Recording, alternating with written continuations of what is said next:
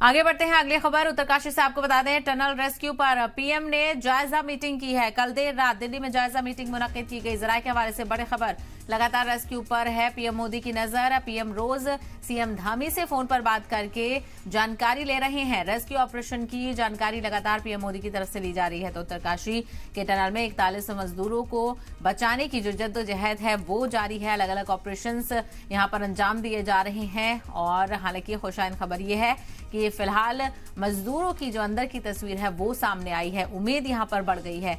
ऐसे में पीएम मोदी की तरफ से जायजा मीटिंग बुलाई गई थी। और क्या कुछ रेस्क्यू ऑपरेशन में तेजी देखने को मिल रही है, किस तरह से रेस्क्यू ऑपरेशन चलाए जा रहे हैं, इसको लेकर पीएम मोदी ने ये जायजा मीटिंग की। और लगातार सीएम धामी से भी पीएम मोदी जानकारी ले रहे हैं और पूछ रहे हैं कि क्या कुछ ऑपरेशन में चल रहा है और कितना वक्त यहां पर लगेगा। तो पीएम मोदी की पूरी नजर है और जल्द से जल्द जो रेस्क्यू ऑपरेशन है वो पूरा करने की बात कही जा रही है। तो जल्द ही 41 मजदूरों को बाहर लाया जाएगा और खुली हवा में वो सांस ले पाएंगे।